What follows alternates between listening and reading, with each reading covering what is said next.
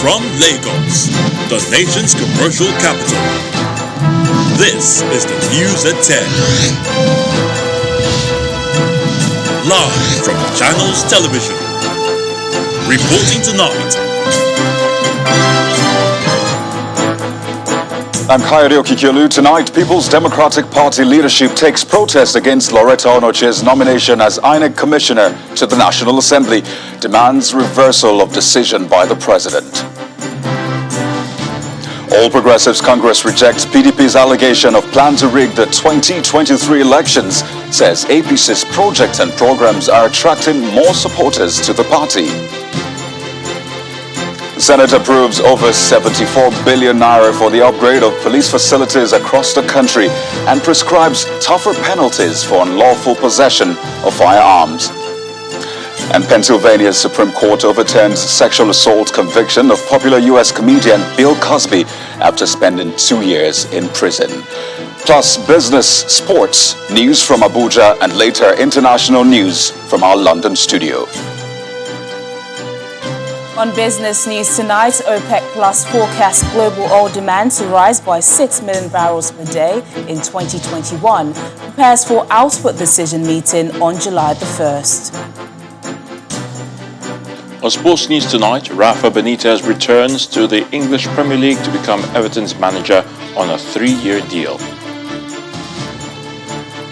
And from Abuja, 8 suspects arraigned before a high court in Ilorin for allegedly raping and murdering Blessing Olajide, a 300-level student of the University of Ilorin.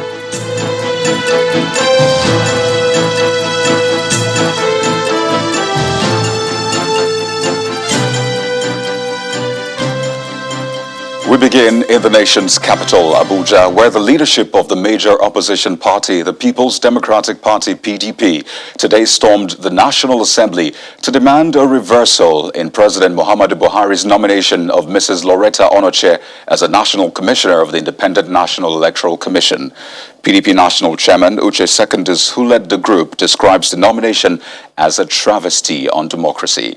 He says Mrs. Onoche, being a card-carrying member of the All Progressives Congress, cannot be appointed into a position that requires high level of neutrality. The bone of contention in the political sphere at the moment is the decision made by President Muhammadu Buhari to pick Loretta Onoche, a member of the All Progressives Congress, as an INEC commissioner. The controversy is heightened by the fact that she also serves as a personal aide to the president. The challenge is Human rights group Yaga Africa, along with others like it, reject the plan, describing it as a travesty to democratic principles. Mrs. Loretta does not meet the constitutional requirement of being non-partisan, as defined by Section 156, Sub 1A of the 1999 Constitution of the Federal Republic of Nigeria. She is not only a special assistant to the president on social media, she is also a card-carrying member of the ruling All Progressive Congress. She has built a partisan reputation by her biased and sometimes inflammatory comments on national issues and against perceived or imagined enemies of the Buhari administration. Before now, the leadership of the People's Democratic Party, PDP, has spoken against the appointment and how it could affect the democratic process. Appealing to President Muhammadu Buhari to rise above sentiments and do the needful, go by the Constitution as President of Nigeria and not President of APC, to withdraw the nomination of Loretta Onoche in the interest of this country. We must be seen to be doing what will consolidate our gains in the electoral process, not what will obviously put us in a reverse gear.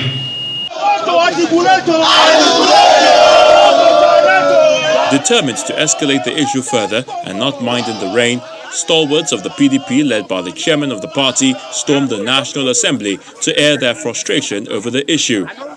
Distinguished senators, members of House of Representatives, leaders of our party that are here, the youths and the women. We represent them. We are here on this protest this day to make the final point of total rejection of Loretta Anoche. This letter will be presented immediately, right now, to the Senate President. A copy will also be given to Senator Gaya, the chairman of INEC, and I can reassure you that justice will be done. As the matter goes on, it's left to see just how much pressure those opposing the move can put on the president to rescind the decision. Meanwhile, the All Progressives Congress APC has rejected the allegation of planned rigging of the 2023 election raised by the national chairman of the PDP, Uche Secondus. The APC said in a statement by its national secretary, John Akpan Udoede, that the APC's track record in implementing projects and programs that meet the needs of Nigerians is attracting more members, supporters, and sympathizers from all over the country. It adds that strong internal democracy, transparency, and fairness in the conduct of its affairs, which are demonstrably lacking in the PDP, are additional reasons that make the APC a better option for Nigerians, including serving state governors as well as national and state assembly members who are abandoning the PDP and joining the APC. The statement reads in parts, "We want to remind Nigerians that while many APC members were victims of rigging when the PDP was in power, the APC has no record of rigging elections.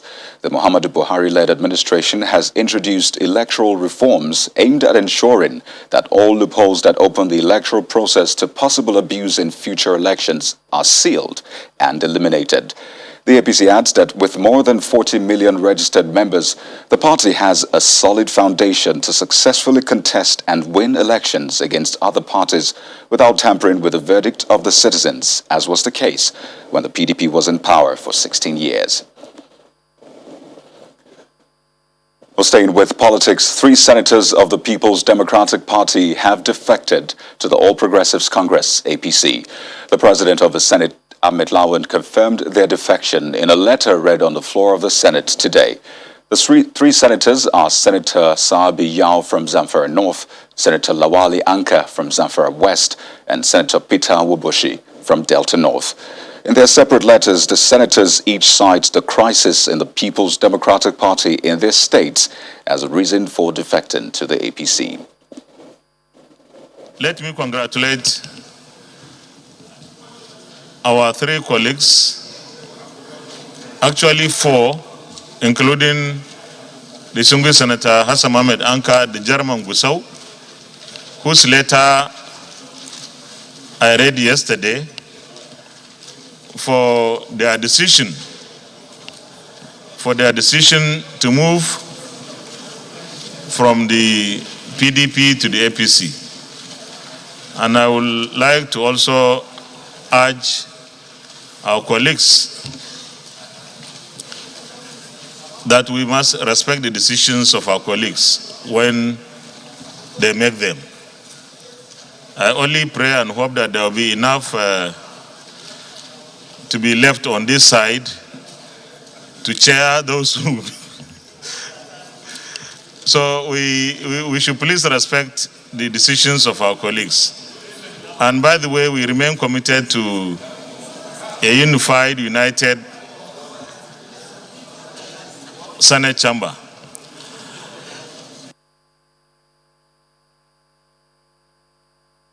Meanwhile, the Senate has approved 74.7 billion naira as the 2021 budget for the Police Trust Fund. The budget, which is the second to be passed since the establishment of this trust fund in 2019, follows consideration of the report by the Joint Committee of the Senate and House of Representatives on Police Affairs. Also, the Senate passed the Firearms Act Amendment Bill 2021, prescribing tougher penalties for persons found in possession of illegal firearms. Our correspondent, Empro Simon, reports. The report on the 2021 budget of the Nigeria Police Trust Fund is ready, and the Committee on Police Affairs presents it before the Senate for consideration. Total budget recommended by the committee is 74.7 billion. A lawmaker from Anambra, however, raises concern on the projects in the budget. All the barracks in Anambra State are nothing to write home about. I can't see any police station or any barracks in the rehabilitation column. Page 12, we have rehabilitation of 4-man RF quarters, 2-bedroom bungalow on Anambra State. With that, the President of the Senate moves on. He also speaks on the consideration of the Petroleum Industry Bill report scheduled to hold on Thursday, the 1st of July. The leadership of the Senate has decided to invite the GMD of the NNPC to come and brief us in a closed session, and the opportunity there will be for those of us who are not members of the Joint Committee, who had interactions with NNPC, DPR, PTDF, the Ministry of Petroleum Resources, etc., will at least hear some of the technical details, the financial details and implications of certain provisions in the bill. Meanwhile, the bill seeking to amend the Firearms Act of 2004 has been passed by the Senate after consideration of the report submitted by the Committee on Judiciary, Human Rights and Legal Matters.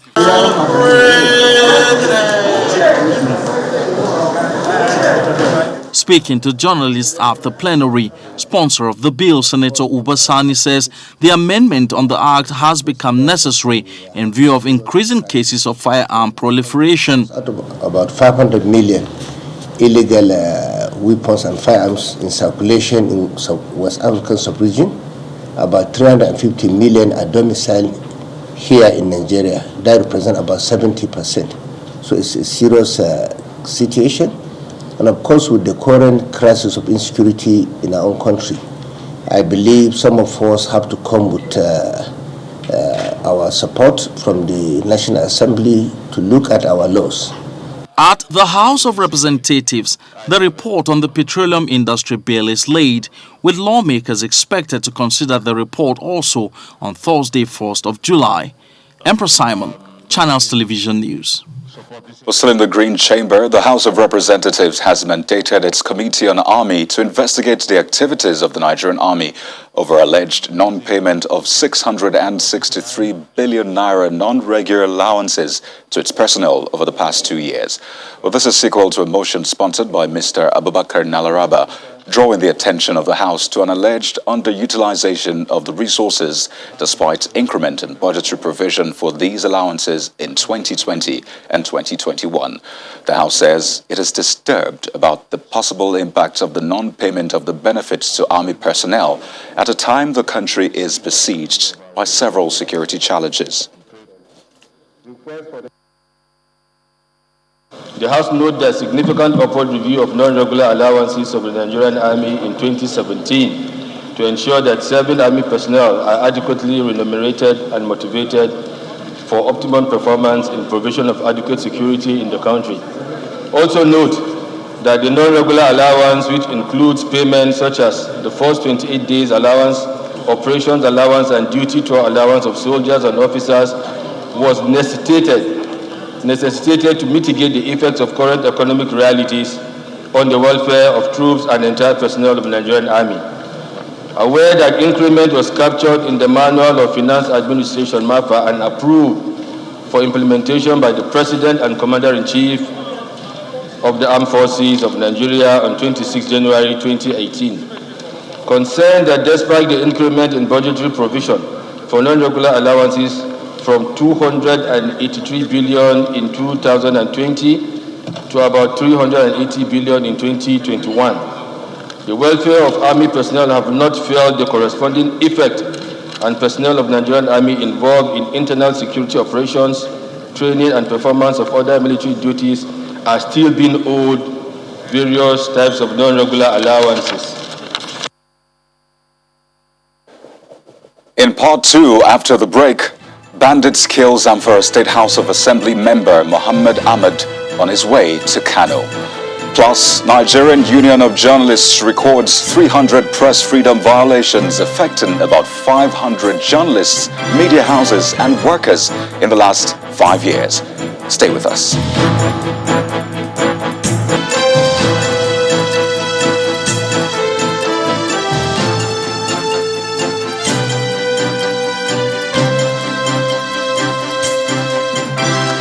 If you've just joined us, you're watching the news at 10 live on Channels Television Lagos. A reminder of our top stories. People's Democratic Party leadership takes protest against Loretta Onoche's nomination as INEC National Commissioner to the National Assembly, demands reversal of decision by the President. All Progressives Congress rejects PDP's allegation of plan to rig the 2023 elections, says APC's projects and programs are attracting more supporters to the party. Senate approves over 74 billion naira for the upgrade of police facilities across the country and prescribes tougher penalties for unlawful possession of firearms. And Pennsylvania's Supreme Court overturns sexual assault conviction of popular U.S. comedian Bill Cosby after spending 2 years in prison.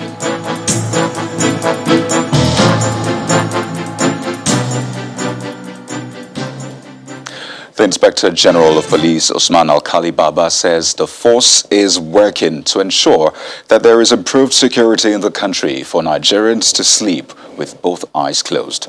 Mr. Alkali Baba says he is committed to giving the desired leadership to the police and commends the 9th Assembly for the support so far. He stated this during a familiarization visit to the House of Representatives Committee on Police.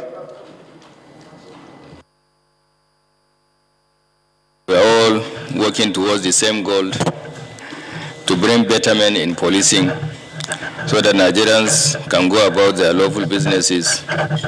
Nigerians can sleep their 2 eyes closed. Nigerians can enjoy better security, better movement in this country. Like the chairman has said, we are also committed and resolute that we will give our best in terms of providing desired leadership,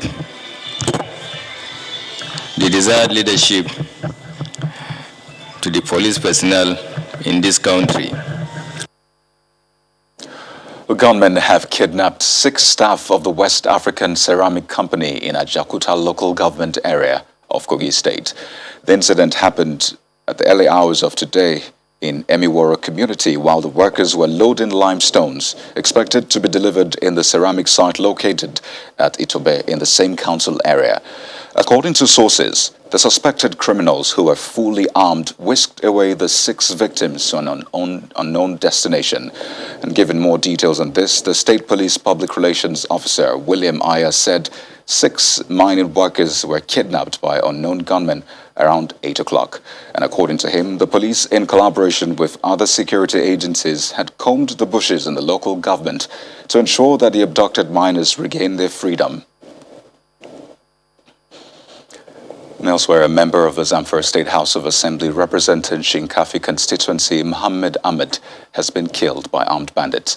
Mr. Ahmed, who was chairman of the House Committee on Finance and Budget, was killed on his way to Kano last night after the grand rally that welcomed the state governor and members of the State House of Assembly to the All Progressives Congress. The governor of Zamfara State, Bello Matawale, who expressed shock over the news of Mr. Ahmed's death, condoled with his family, describing his death as a loss to his government and the entire state. Honorable Ahmed has been buried today, according to Islamic tradition. Meanwhile, armed bandits also attacked the convoy of the Kano State Governor Abdullahi Ganduje on their way back from Zamfara State after yesterday's All Progressives Congress rally. But the state authorities say Governor Ganduje was not in the convoy. 3 security officials attached to the governor's convoy are said to have sustained varying degrees of injuries.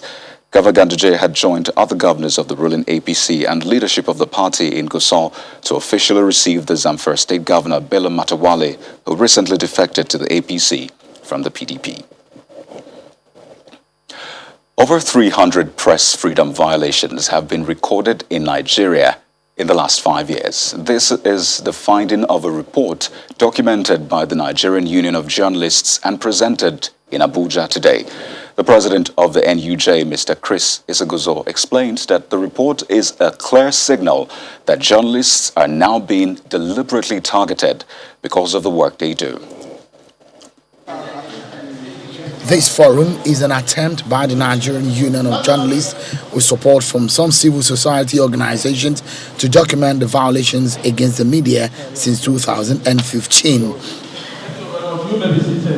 According to the report, there have been about 300 press freedom violations in Nigeria, affecting about 500 journalists, media workers and media houses in the last 5 years from state and non-state actors. The violations range from arbitrary arrests and detentions, physical attacks, including attacks on media houses, threats and harassment. A good number of journalists have experienced lots of attacks. Some journalists have even lost their lives in the process. Some journalists have been incarcerated within the period under review. Some journalists have lost their jobs, and all that. The report recommends improved welfare for workers in the media, as well as deliberate steps to ensure the protection of the rights of journalists, especially in the line of duty.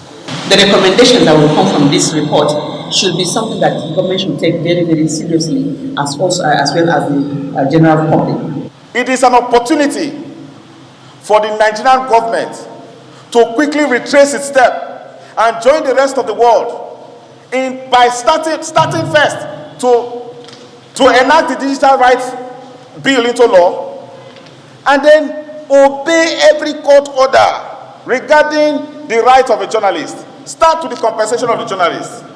The Nigerian Press Council has a mandate to monitor the activities of the media in Nigeria, as well as ensuring the protection of their rights. Unfortunately, the agency has not been effective in discharging its duty.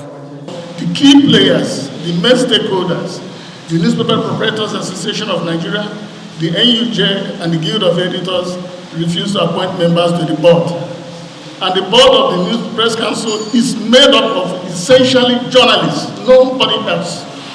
The general consensus here is that violations against press freedom should be investigated to discourage violence against the media. Well, for more on this report and its implications, we are joined on the news at 10 by Mr. Larry Arugundade, the Director of International Press Center, Lagos. He joins us via Zoom. It's good to have you on the news at 10, Mr. Arugundade. Just how significant is this report? Thank you. Well, how significant do you think this report is, especially when you compare that to years prior to 2015? I mean, to what extent really is this a verdict on the current administration which came into power in 2015? It's a very strong verdict, and I think it's a verdict that is not favorable to the current government, because we're talking of an average of 50 violations every year as far as attacks on journalists are concerned, and as far as attacks on media houses are concerned. What is significant about this report is that it's coming from the Nigerian Union of Journalists, and when you combine it with the reports independently conducted by other organizations, including us, the International Press Center, which through our Safety Alert Desk documented 48 attacks on journalists in 2020, you will then agree with me that the situation is worrisome. And it confirms what international organizations have been saying. Usually when they release their reports, we complain and think that it is because they have a vested interest. So, for example, Reporters Sans Frontiers, that is Reporters Without Borders, in their 2020 annual Freedom Index, rated Nigeria 115 out of 180 countries, which meant that we ranked very low when it comes to protection of media freedom. So for me, this is something that is quite worrisome, and something needs to be done.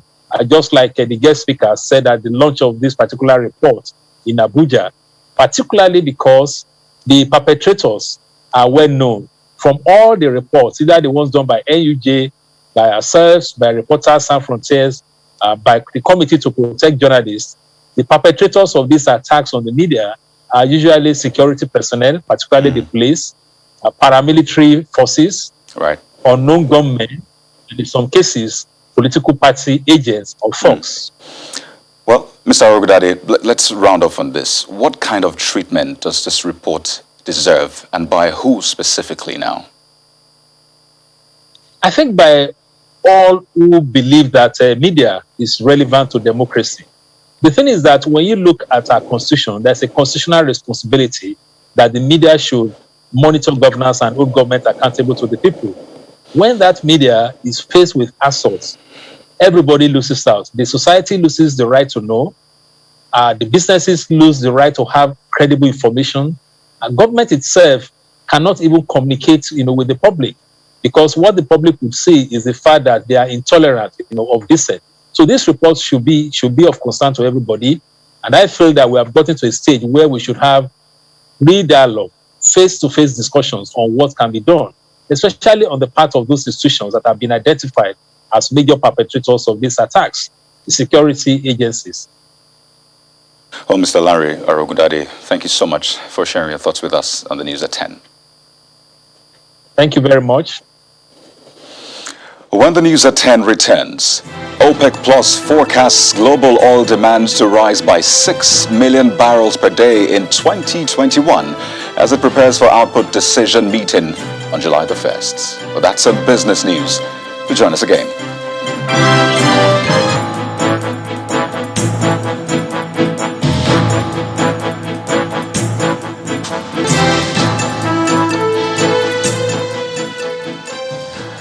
Let's now cross over to our Abuja studio for more on the News at 10 with Markwe Ogun Yusuf. Good evening, Markwe. Hello, Kayode. It's good to see you. Now, 8 suspects have been arraigned over the rape and murder of Blessing Olajide, a 300-level student of the University of Ilorin. She was allegedly raped and murdered at her Tanke residence along the University Road, Ilorin. Some valuable items were also carted away from the residence.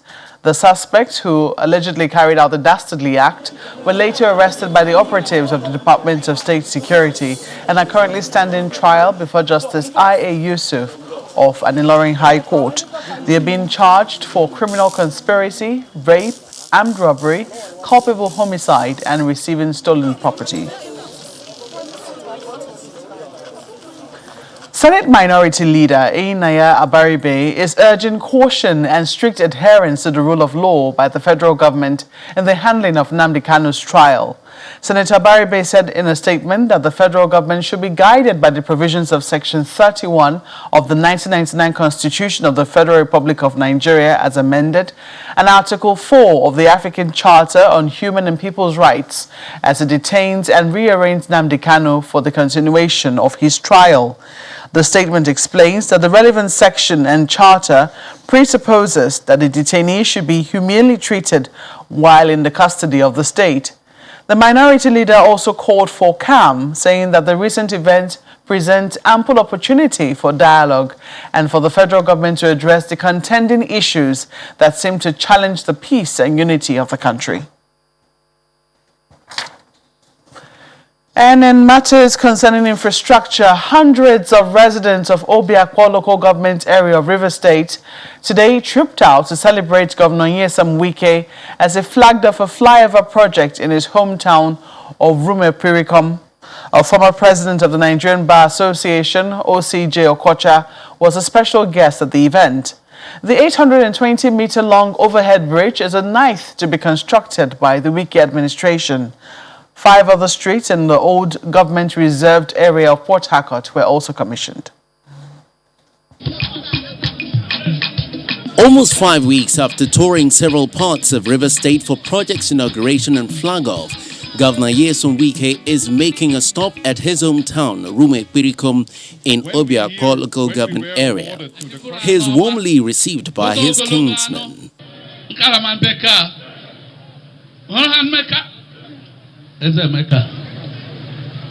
His mission here is to flag off the construction of an 820-meter-long flyover, the 9th to be undertaken by his administration. This project, Rume Pirikom flyover, will be 820 meters long with a 293 meter suspended section, an approximately 30-meter wide carriageway, and a total cross-section of 44 meters. Acknowledging the show of love from his community, Governor Wike assures the people of his resolve to give the area a major facelift through infrastructure development. I will not be a governor that will go and meet somebody in 2023 when I leave, complete my village road. I won't do that. Every road in my community, I must do it now. Just better, you must go back and complete all the internal roads in Rumepiko. Not only completing them, you must also put with street lights.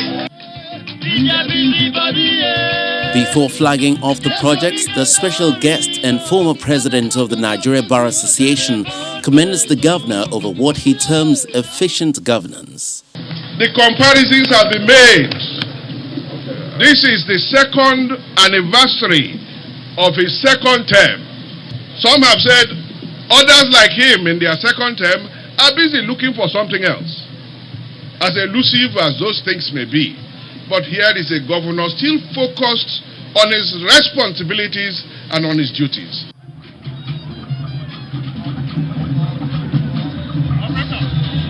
The Rumepirikum flyover, which is expected to be completed in 12 months at the cost of 6.6 billion naira, will ease traffic congestion on the major road that provides alternative access to Port Harcourt, the state capital. Thereafter, the entourage proceeds to the old government-reserved area with Governor Wike and his special guest to commission 5 roads. The governor says with the full rehabilitation of the roads, the old GRA is back to its glory days.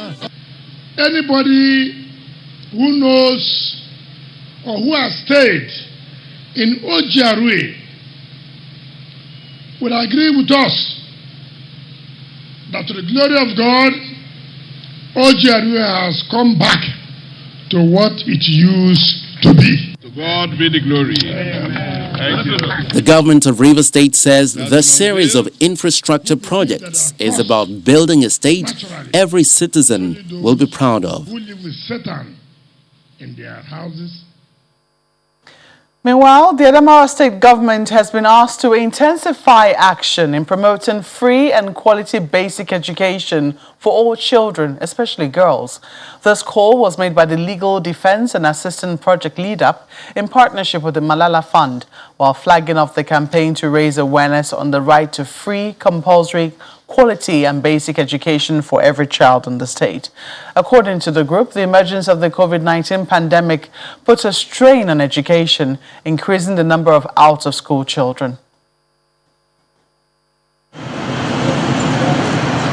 The Legal Defense and Assistance Project, led up in 2017, obtained a groundbreaking judgment against the Federal Ministry of Education, enforcing the right to education as a human right. The chairman, Nigerian Union of Teachers, Adamawa State Chapter, Rodney Nathan, blames the high rate of out-of-school children in the north on cultural disposition. People give birth to children and even don't care about them. You see somebody, by the time he comes to Yola, he will get married in Yola, leaving his wife in either Sokoto or anywhere. He has children there already, but he will come down here, get married, have children, and when he wants to transfer, he will leave the wife, go to another place, get married again, begin to, children are being given birth rampantly, nobody takes care of them. To draw attention to the right to free, compulsory, quality and basic education for every child in the state is the reason for this rally taking place at the Adamawa State Ministry of Education and Human Development. Leading the rally is a legal practitioner calling on the government to prioritize the right to education. The Deputy Permanent Secretary, Adamawa State Ministry of Education, assures that government is doing everything possible to improve education in the state.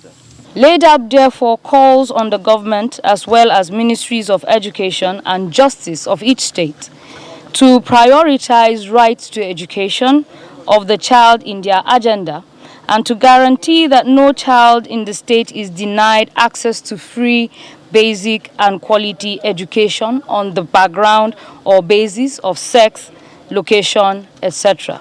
The ministry will continuously give all the necessary assistance to these laudable initiatives so that at the end of the day, the girl child will have her stay in the community.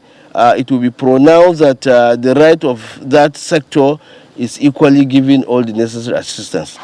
It's deemed important that governments at all levels commit resources to education through increased budget allocation and funding to ensure that no child is denied access to free basic education.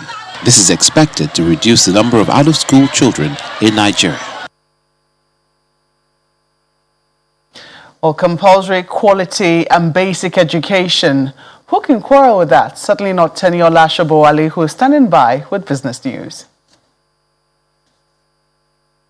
Banking, so easy, so simple. Dial *894# now to experience it. You first, First Bank.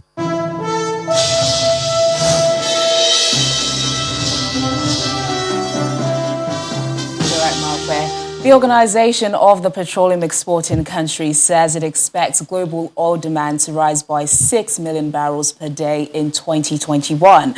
According to the Secretary General of Oil Producer Group, Mohamed Barkindo, about 5 million barrels of that projected volume will be coming in the second half of the year. The forecast is coming less than a day before the 15-member OPEC Plus alliance prepare to meet on July the 1st to discuss a potential extension of its current oil supply deal beyond April 2022.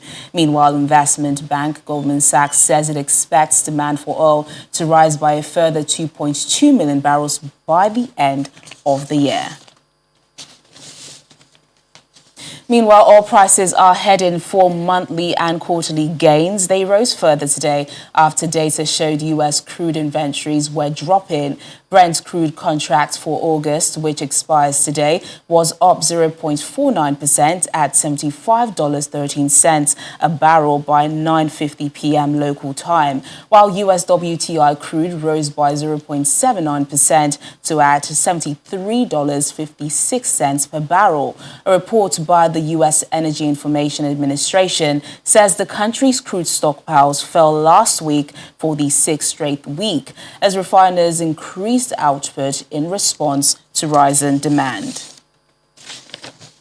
And now Nigeria's foreign exchange reserves is still on the decline as it dropped further by $100 million in 3 days. Latest data from the central bank show that the external buffers slipped further from $33.5 billion gross balance recorded on June the 25th to a 14-month low of around $33.4 billion on June the 28th. Meanwhile, experts warned that the fall in reserves could negatively impact the country's economic outlook as foreign investors' confidence is partly influenced by the size of the reserve. The founder chairman of Boa Group, Abdulsamad Rabiu, has been appointed by French President Emmanuel Macron as the inaugural president of the France-Nigeria Business Council. The private sector initiative seeks to enhance business relations between the two countries. In his response, Mr. Rabiu expressed gratitude to Mr. Macron for his vision in creating the French-Nigeria Business Council, which he said had led to a reset in the business relationship between Nigeria and France and has created a viable platform for businesses from both countries to partner and improve ties. Meanwhile, President Muhammadu Buhari has congratulated the chairman of Boa Group on his appointment by the French president to head the France-Nigeria Business Council, which he believes further highlights the warm and growing relations between both countries. President Buhari also notes the worthy achievements and constant contribution of the businessman to Nigeria's development through social and infrastructural interventions, most recently playing a frontline role in the health sector, especially in the fight against the COVID-19 pandemic. Meanwhile, President Muhammadu Buhari has approved the payment of some critical aspects of the outstanding pension liabilities of the federal government under the contributory pension scheme. In a statement released today, the National Pension Commission says the payments will cover outstanding accrued pension rights for verified and enrolled retirees of Treasury-funded MDAs that retired but are yet to be paid their retirement benefits. PENCOM explains that the funds have already been made available for the settlement, while the affected retirees and employees would be notified in due course by their respective pension fund administrators. It's the final trading day for June, and the stock market extended the previous rebound amid renewed interest by investors for some high-value equities. Layo Adegoke tells us more.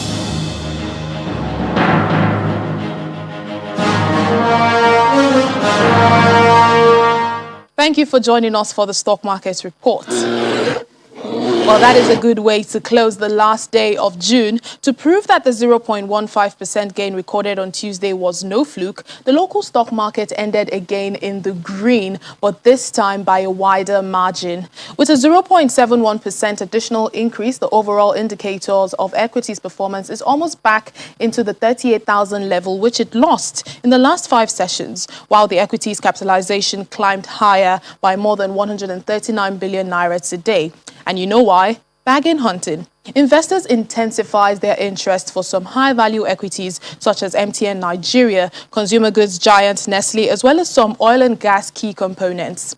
However, when you look at the activity chart, we see that the volume of shares transactions carried out today was slightly lower in contrast to Tuesday's turnover, as more than 213 million equities changed hands in over 3,500 deals. Well, it's the end of the second quarter and the first half of 2021, and investor attention will now be turned to the latest earnings report in the coming days, and these are expected to shape the market's position. So let's keep our expectations high for more bullish performance at the NGX. That's it on the Stock Market Report. I'm Layo Adegoke.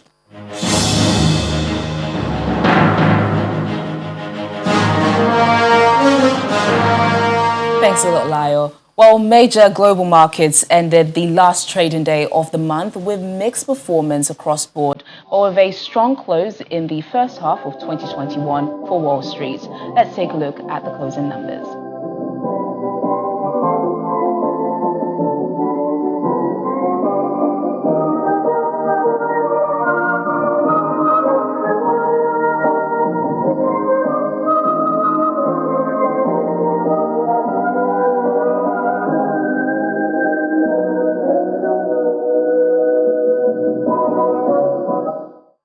And that's business news tonight. It's back to Kayode for the rest of the news at 10.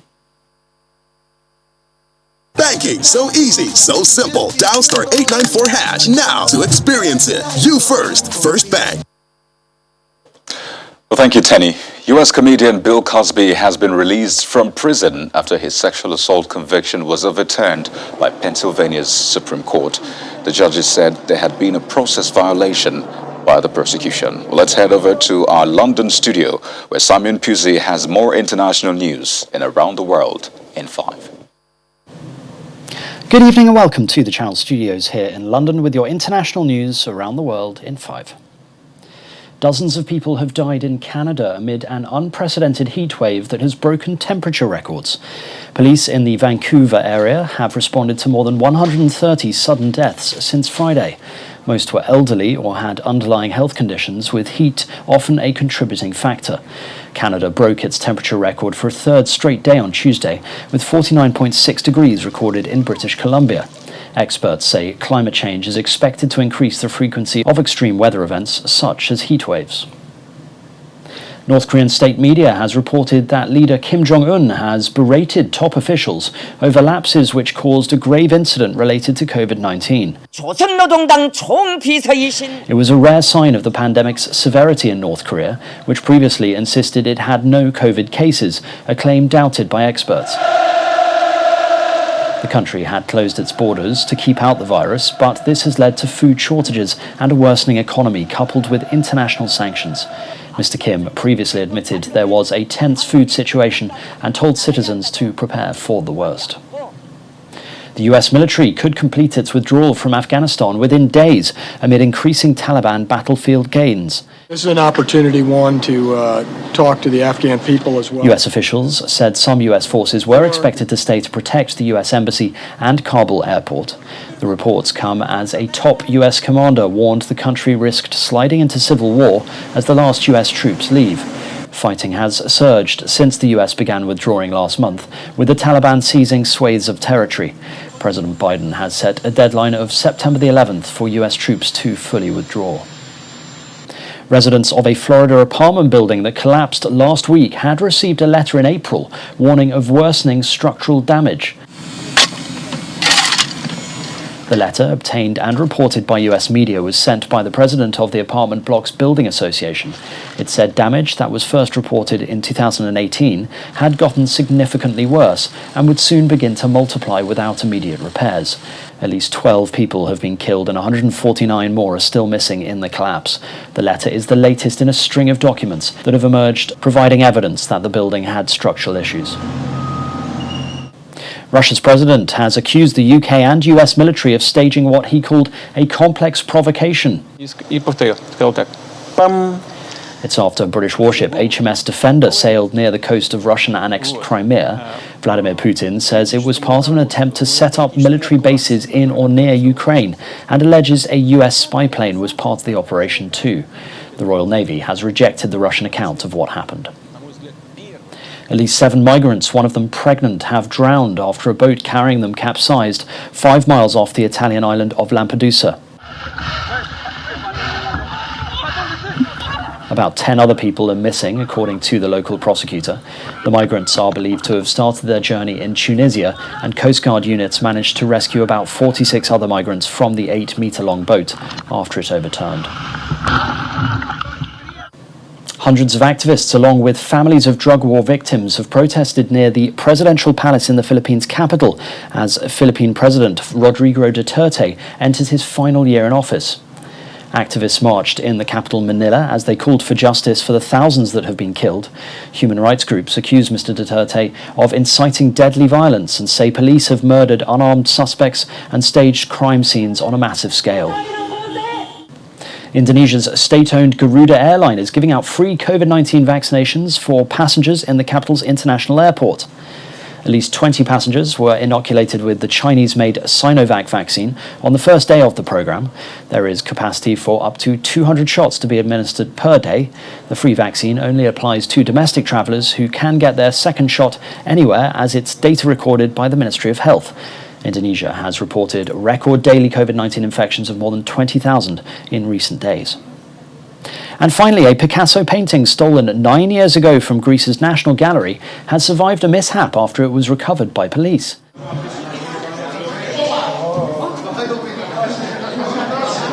The painting was perched on a table during a presentation, but at one point it slipped to the floor.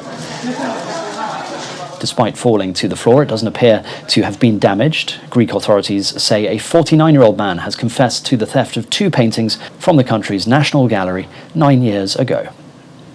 And that's your international news around the world in 5. Now back to the Channel studios in Lagos.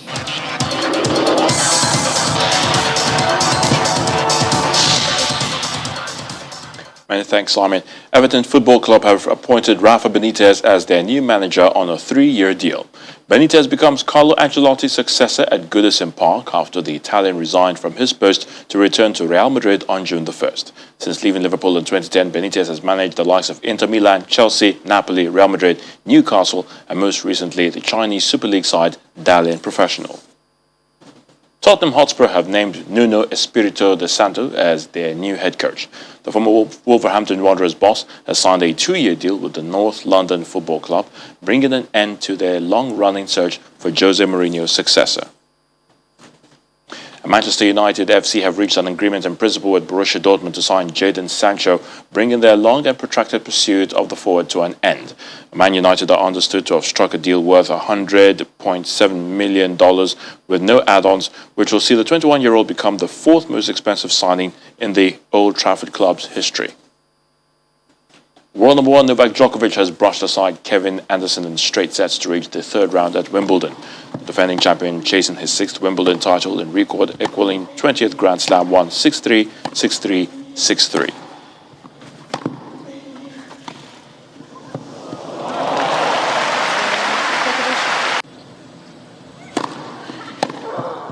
Aryna Sabalenka has shown exceptional grit to rally from a set down to beat British wildcard Katie Boulter in a thrilling match and reach the third round of Wimbledon for the first time. Sabalenka's best result at the grass court Grand Slam was a second round showing on debut in 2017 as qualifier, but she bettered that with a 4-6, 6-3, 6-3 win in the match lasting over 2 hours. This news is back to you, Kaidi.